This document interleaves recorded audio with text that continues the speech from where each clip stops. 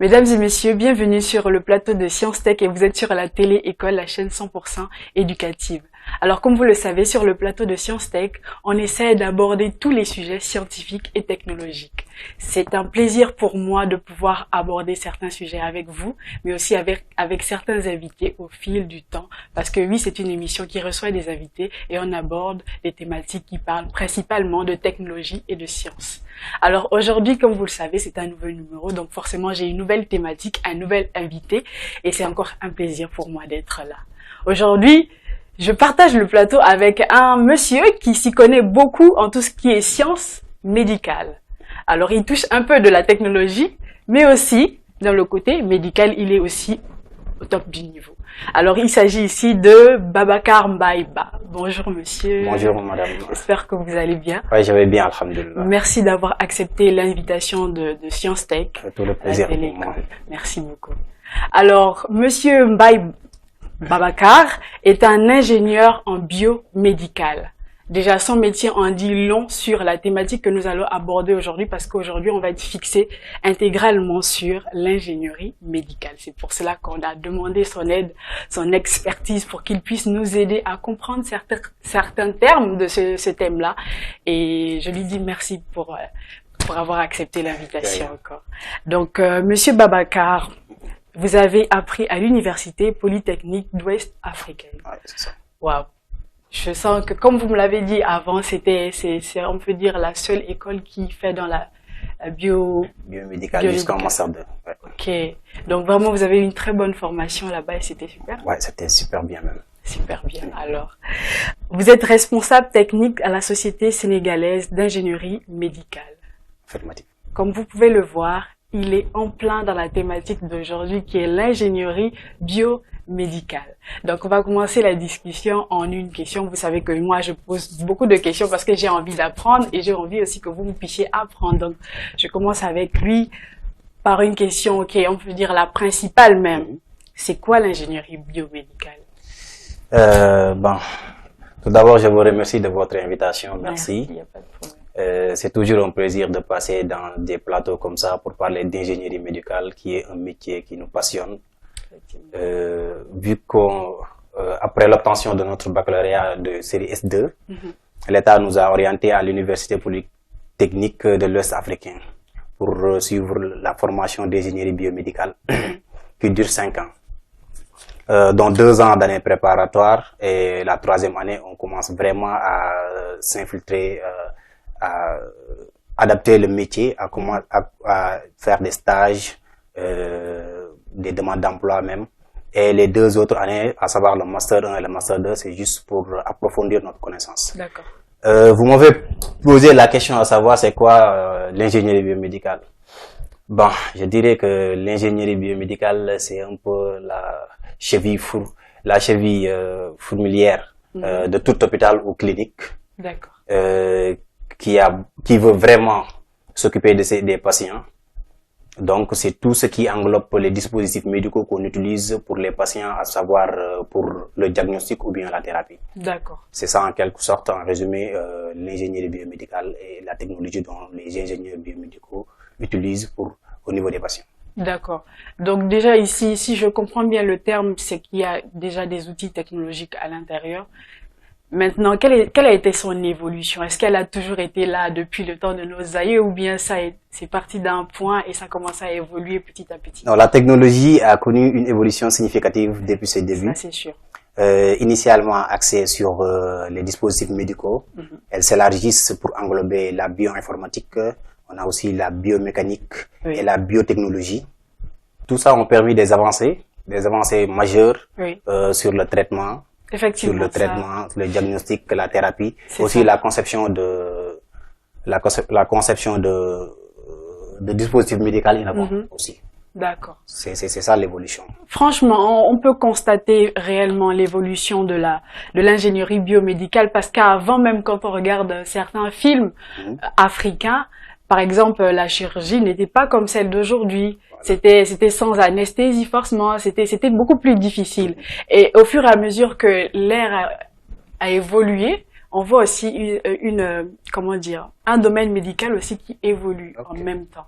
Et c'est vraiment, on voit bien l'impact des technologies au niveau médical. Donc c'est pas seulement dans les industries et tout ça, mais c'est aussi vraiment dans le corps médical qu'on voit des machines naître et tout ça. Et ça fait vraiment plaisir parce qu'il y a des vies qui sont sauvées grâce à ces machines qu'on invente chaque jour. Alors quelles sont les technologies médicales qu'on peut citer en réalité, qui ont amélioré la vie de certains patients? Ben, il y a plusieurs technologies médicales qui ont amélioré la vie, la qualité même de soins des patients. Je peux citer les scanners, les techniques d'imagerie qu'on utilise. Effectivement. Et c'est de diverses manières. Et je peux dire de diverses manières parce que elle permet une surveillance aussi. Une meilleure surveillance des patients. Ça permet une meilleure surveillance des patients grâce à des dispositifs médicaux, grâce à des dispositifs médicaux continus, de surveillance continue. Et aussi, ça facilite le diagnostic. Ça facilite le diagnostic le diagnostic précoce des maladies.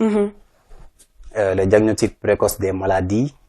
Grâce à des techniques d'imagerie comme le scanner, les IRM, la radiographie, la mammographie et les échographies, tous ces équipements qui permettent d'imager, de permettre de prévenir des maladies précoces. Sans oublier aussi les dispositifs de réhabilitation, les équipements de réhabilitation comme les prothèses et les implants aussi. Effectivement, avec aussi, j'ai pu aussi constater que lors des thérapies, il y avait des machines que les scientifiques ont créées. Merci à eux pour permettre aux personnes qui ont fait des accidents de pouvoir reprendre la marche. Ce sont les prothèses et les implants aussi. On voit vraiment l'essor technique dedans. Et ça fait plaisir parce que avant, il n'y avait pas tout ça. Non, non. Une personne, si elle avait fait un accident de circulation et qu'elle avait perdu ses pieds, c'était fini pour elle. Mais aujourd'hui, la science donne de l'espoir, on peut dire, à certains patients. Mais est-ce que, monsieur, c'est pas aussi un coût financier? En parlant de ça, c'est par rapport aux défis. Je viendrai à la question des défis. Quels sont les défis que l'ingénierie médicale rencontre dans son essor? Pour les défis, nous pouvons dire que les technologies médicales font face à plusieurs défis. Notamment à la complexité croissante des dispositifs d'ailleurs, parce que pour installer un IRM ou un scanner, c'est tout un problème. Ça demande de l'expertise et c'est compliqué. De même que la maintenance aussi. Ça aussi, c'est un défi. On peut noter aussi comme défi la cybersécurité, ce qui est très important parce que il y a des données toujours, des données médicaux qui sont très sensibles. Qu'on peut voler ou qu'on peut pirater à tout moment, à tout moment. On peut noter aussi le coût. On peut noter aussi le coût de certains équipements, comme j'ai cité tantôt, les IRM, les scanners, ça coûte trop cher, parce que chaque hôpital devrait avoir un IRM ou bien un scanner pour son service d'imagerie d'abord. Mais c'est très cher, c'est très coûteux. Donc, on les retrouve souvent dans les hôpitaux de niveau 3, d'où on peut faire ces techniques d'imagerie. D'accord, donc c'est pas ouvert à tout le monde? Non, non, c'est pas ouvert à tout le monde. Dommage. Mais en parlant de cela, est-ce que l'État ne devrait pas revoir ce problème-là du fait que les populations, en fait, doivent en bénéficier de cet essor technologique-là. C'est assez dommage que Dieu nous ait donné de l'intelligence et que malheureusement, ces outils-là ne servent qu'à ceux qui ont des moyens. Il y a des personnes qui n'ont pas choisi à être pauvres et qui en ont besoin. La santé n'a pas de prix, d'abord, mais ça a un coût. L'État ne peut pas subventionner tous les diagnostics qu'on doit faire sur les patients. D'ailleurs, il a même trop subventionné. Et certains équipements coûtent tellement cher et avec leur maintenance, ça ne peut pas être subventionné. Du coup, l'hôpital aussi a besoin de respirer et vu que c'est pas à but lucratif, mais d'entrer des fonds, bon, par exemple pour la maintenance des équipements qu'on utilise sur les patients. D'accord. Raison pour laquelle l'État ne peut pas tout subventionner. Malheureusement, comme vous voulez, l'expert vient de nous dire, c'est pas tout le monde qui bénéficie de ces progrès-là au niveau des hôpitaux. Mais bon, ça n'exclut pas que quand même, il y a des vies qui sont sauvées. Et donc, machallah, on ne peut que dire merci à Dieu pour ça. Quels sont les inconvénients de tous ces essors-là? Parce que, de tout cet essor-là, parce que, on voit que, au fur et à mesure qu'il y a une évolution technologique et au fur et à mesure qu'on avance, il y a des maladies qui naissent, il y a des virus qui naissent, il y a des choses qui apparaissent qu'il n'y avait pas avant. Et certaines personnes se demandent, est-ce que c'est pas cette évolution-là qui crée aussi des maladies? C'est très intéressant, mais bon, pour les inconvénients, on va scinder ça en deux. On va parler d'abord de finances, parce que les équipements coûtent excessivement cher. Ce sont des inconvénients. D'accord. Et aussi par rapport aux maladies nosocomiales, comme on dit dans notre jargon, les maladies nosocomiales, ce sont des maladies que les patients contractent en venant à l'hôpital. D'accord. Il y a beaucoup de maladies comme ça. Ce sont des maladies nosocomiales. Il y a aussi les techniques d'imagerie qui sont très dangereuses. Par exemple, la radiographie, qui émettent des rayons X. Et souvent, vous voyez des personnes dans les hôpitaux en attente à côté de la salle de la radio. C'est extrêmement grave parce que il y a les rayons qui cassent les brins d'ADN de ces personnes-là. Voilà, on ne le signale pas souvent aux patients ou bien aux accompagnants des patients.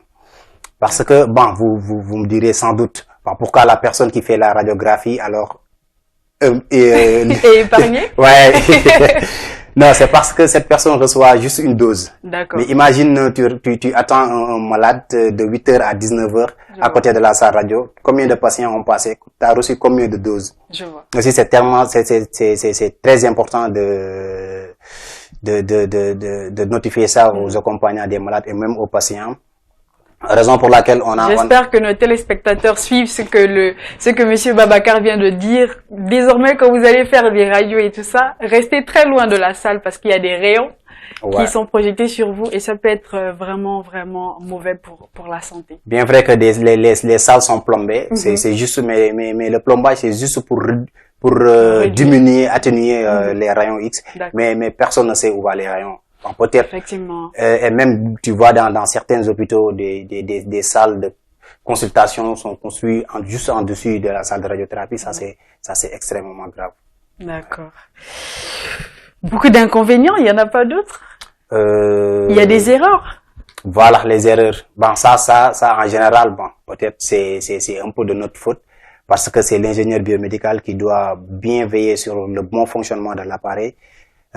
Il doit bien calibrer l'appareil parce qu'il doit aussi changer les réactifs parce qu'il y a des réactifs qu'on doit changer, que le constructeur dit de changer chaque 3 mois ou bien chaque 6 mois. Donc si cela n'est pas fait, les résultats ne sont plus fiables. Et si les résultats ne sont plus fiables, tu peux venir faire un diagnostic, on peut te donner une maladie dont tu n'as pas. Ça c'est sûr, il y a beaucoup de personnes qui l'ont vécu. C'est ça. Ils ont eu des diagnostics, des réponses que... Voilà. C'est dû à une mal calibrage des appareils. D'accord. Alors, quels sont les impacts? Quels sont les impacts de la technologie médicale? On peut dire sur la population, sur l'évolution. L'impact, ça a un impact très significatif même, surtout sur la population éloignée ou défavorisée. Effectivement. Mais on peut essayer de fournir des solutions comme la télémédecine, les dispositifs portables aussi, et aussi la technique de communication. Cela peut permettre aux professionnels de santé d'atteindre des populations éloignées, de diagnostiquer à distance et aussi de donner des conseils médicaux. Mais ça ne revient pas toujours au coût?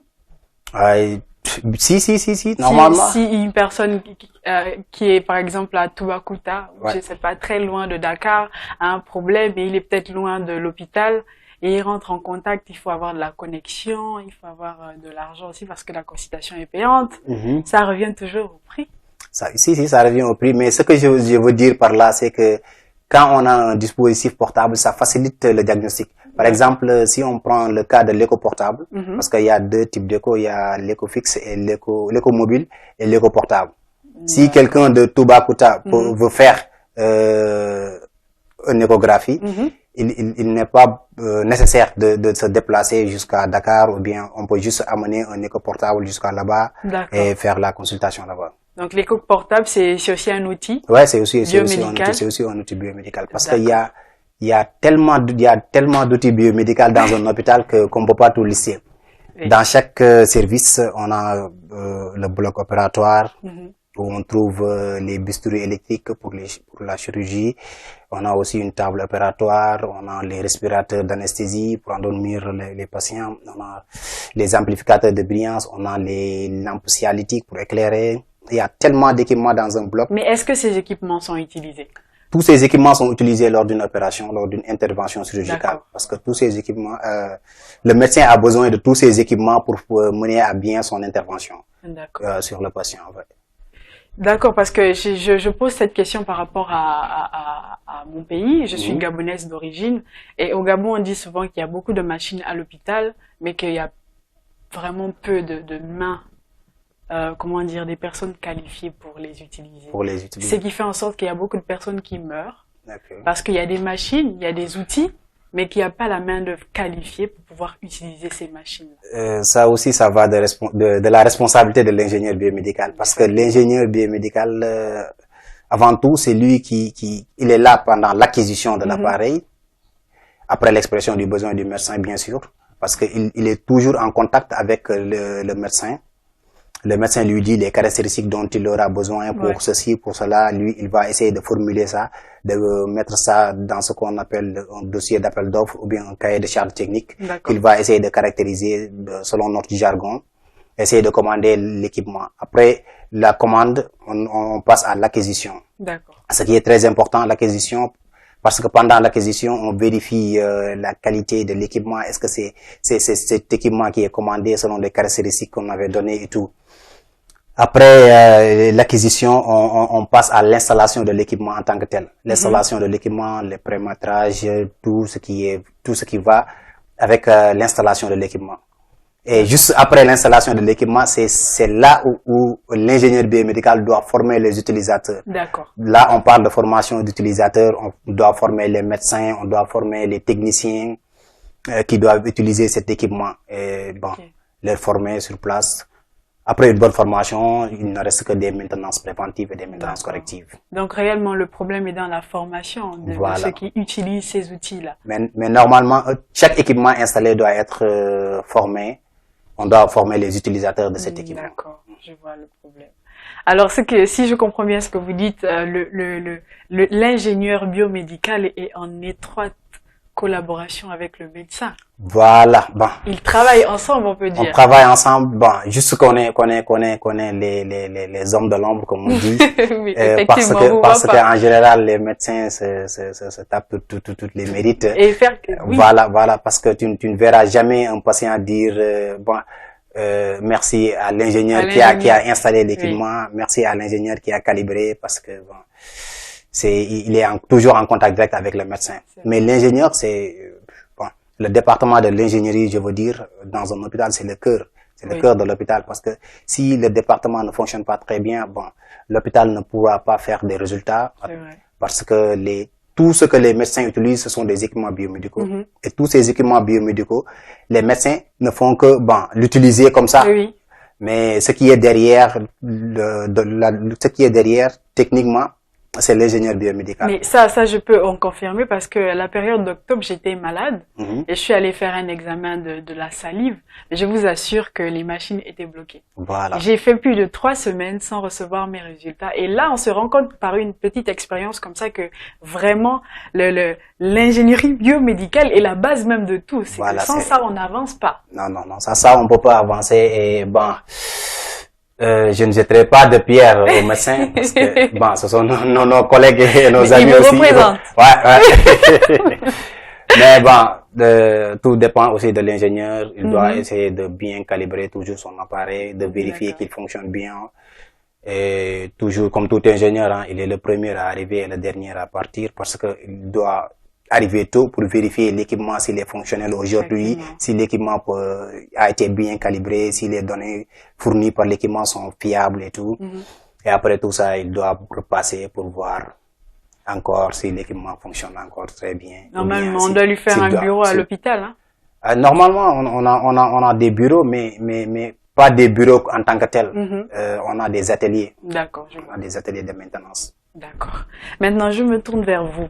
Principalement votre expérience à vous. Qu'est-ce qui vous a poussé à faire, à devenir ingénieur biomédical? Est-ce que c'est une passion? Est-ce que c'est la vie qui vous a poussé dans ce chemin-là? Pour mon cas, je dirais c'est la vie. Parce que, comme je l'ai tantôt dit, après l'obtention du bac en S2, l'État m'a orienté à l'université polytechnique pour la formation de l'ingénierie biomédicale. D'accord. Mais après, ça m'a plu, ça a devenu une passion pour moi parce que après mon stage à l'hôpital de Thiès, j'ai vu vraiment ce que les techniciens biomédicaux faisaient. Ils faisaient de très bons boulots et tout ce que les patients voient à travers l'hôpital, c'est eux. Tout ce qui est de bien, c'est eux. Et ça m'est arrivé aussi pas mal d'expériences où l'ingénieur ou bien le technicien est dans la salle d'opération en cas de panne de machine et le médecin est en train d'opérer. D'ailleurs, même une intervention ne se fait jamais sans la présence d'un ingénieur biomédical ou d'un technicien biomédical. D'accord. Ah, vous êtes vraiment important. Ouais.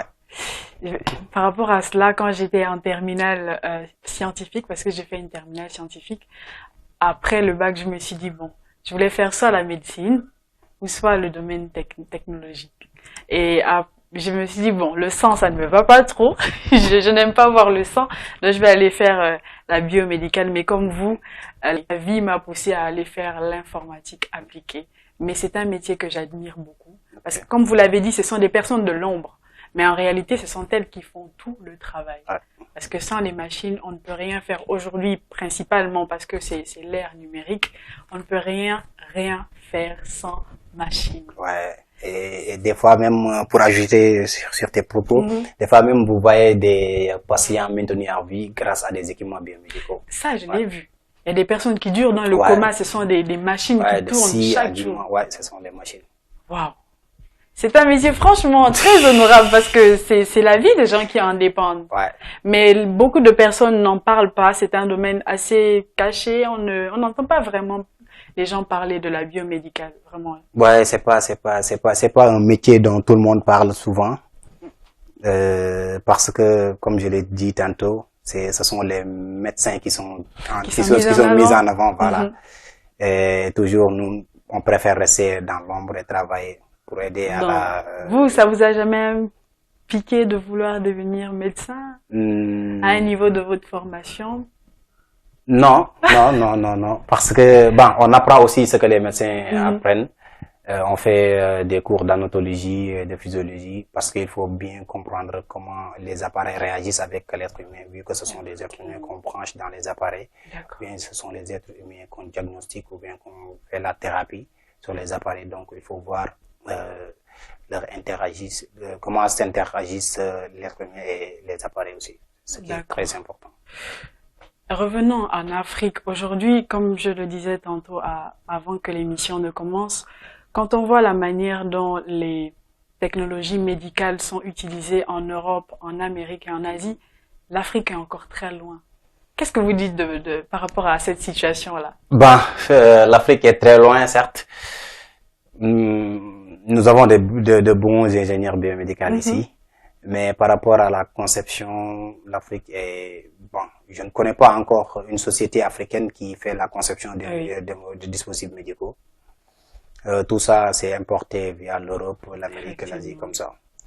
Mais peut-être profiter de ce moment et lancer un message, lancer un appel au gouvernement africain, de créer une université vraiment qui fait la conception des dispositifs biomédicaux. On en a besoin. Voilà, vraiment. on en a vraiment besoin. Et aussi, on a un problème avec l'Europe, parce que l'Europe considère toujours l'Afrique comme un déchet. Ouais, si. Parce que on nous amène toujours leurs équipements de seconde main. Et des fois, on utilise ces équipements sur les patients. Peut-être ça ne marche pas très bien. Les résultats ne sont pas fiables. Parce que là-bas, le constructeur te dit qu'à 2 ans de roulement de cette machine, tu vas le changer. Mais ici, dès que la machine ne tombe pas en panne, on ne change pas de machine. Wow. Ça continue à rouler jusqu'au jour où la machine tombe réellement en panne. Et ça même, on n'essaie pas de changer, on essaie de bricoler. Et cela pour fausser les résultats aussi. C'est vraiment un appel parce que là, on vient de déceler encore un problème. C'est un appel au gouvernement africain, mais aussi aux particuliers, aux étudiants, aux personnes qui travaillent déjà. Pourquoi pas ne pas faire des associations, des coalitions pour pouvoir créer même au Sénégal, que ce soit au Sénégal ou dans d'autres pays, mais créer des associations où on peut retrouver des usines à machines, en fait, tout ça pour le bienfait de l'Afrique. Ouais. C'est vraiment pour le bienfait de l'Afrique. Bon, ça serait très important hein, si on avait une unité de production de dispositifs médicaux, que ce soit les appareils de bloc opératoire, de labo, d'imagerie, peu importe, mais bon, il nous faut une usine de production pour cela. Ça va arriver, Inch'Allah. Inch'Allah, espérons. Donc pour aller vraiment vers la fin de l'émission, quel est le conseil que vous donneriez à une personne lambda comme une étudiante ou un étudiant qui aimerait faire de la biomédicale mais qui se pose encore des questions? Est-ce que je fais? Est-ce que je ne fais pas? Quel est le conseil que vous pourriez donner? Le conseil que je pourrais donner à mes frères et sœurs, c'est d'abord d'essayer de découvrir ce qui est le domaine biomédical. C'est important. Et si vous découvrez ce domaine, vous saurez bien que c'est un métier passionnant et très intéressant même en matière de paye aussi, d'argent. Ah, ça c'est un sujet assez important. Ouais, c'est un métier qui paye bien, mais au-delà du salaire, des questions d'argent et tout, vous sauvez des vies. À chaque fois que vous paramétrez un équipement, vous faites bien votre travail, vous sauvez des vies, voilà. Et même peut-être un jour, sur ce même équipement, vous serez diagnostiqué sur ce même équipement. Ah, la retourne. Ouais. C'est la vie, c'est comme ça. De toute façon, aimez ce que vous faites et n'hésitez pas à faire cette formation, ce qui est bien. Et il y a de plus en plus de connaissances à chaque fois, à chaque année il y a un nouveau équipement qui sort, la technologie continue à avancer et on a besoin de main d'œuvre. Ouais. N'hésitez pas, si vous êtes intéressé par l'ingénierie médicale comme monsieur Babacar vient de le dire, n'hésitez pas, osez, allez vous faire former, allez dans des écoles bien pour avoir une bonne formation et pouvoir être quelqu'un de super sur le plan du travail. N'hésitez pas. Donc les amis, c'était vraiment, aujourd'hui j'étais très contente d'être avec vous et d'être avec, je rappelle mon invité, c'est monsieur Babacar Mbaïba, qui est ingénieur biomédical.